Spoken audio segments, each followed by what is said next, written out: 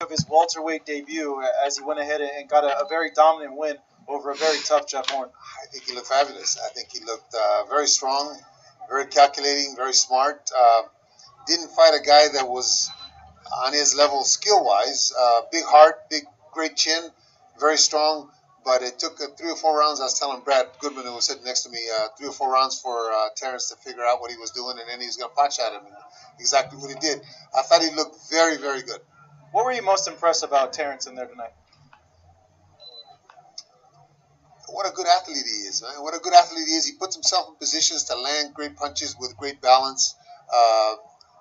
It was difficult at the beginning only because Jeff was rushing him and kind of using his forearm on him and pushing him. But once he figured that out and he was spinning around and he was changing direction on him, it was easy for him to land the punches that he needed to land. Now, a lot was said about the size of Jeff Horn in this fight. We saw during the middle rounds, Crawford actually push Jeff, start pushing the pace and stalking the bigger guy down. Do you think that size argument that people bring up about him being a lightweight coming into the welterweight is going to work with these other welterweights, or is it going to be the thing, his skill is going to really shine through? It wasn't only his skill, it's his balance and technique and how he uses his legs and uses his lower body. You notice when Jeff was trying to muscle him, Jeff is straight up and down. So he's kind of weakens himself because his legs are stiff and his body's way up in the air.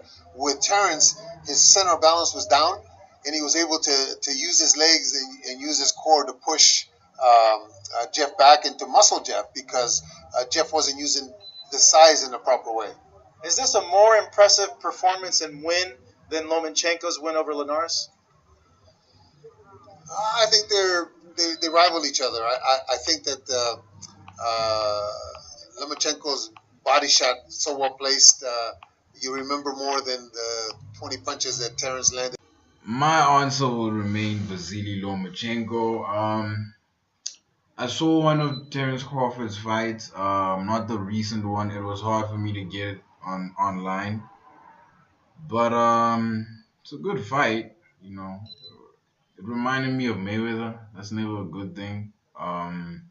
It's always a good thing in terms of progression. It's always a good thing in terms of skill. It's always a good thing in terms of the pound-for-pound best in boxing. But as for entertainment, I think that's why I wouldn't be surprised if Terrence Crawford got very little promotion. And that's what it seems like, because this fight wasn't necessarily posted up everywhere.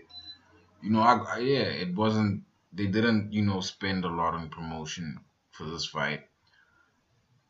I think it's because of his form of fighting. You know, we've seen that with Mayweather, and people simply pay to see him lose.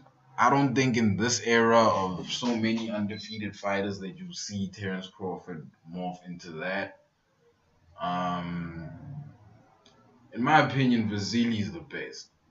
Simply because of his movement, his fluidity, footwork, all of that. But it's fun watching him, It's great watching these dudes just try to figure him out, try to beat him, and it never works. Whereas with Terrence, you get bored halfway during a fight. Like, you get bored, especially during the beginning of the fight, man. I had to skip the first 2 rounds, and But if boxing pros really consider him the best, then I can't argue with that. Only boxing pros can really cement that in his legacy, But I would love to see a fight, I would love to see a fight between those two men, Lomachenko and Crawford. Let me know what you guys think. Like, comment, subscribe, and I am out. Joe Rogan, no disrespect to you or the 16,000 people in this arena, but I have a message for one man.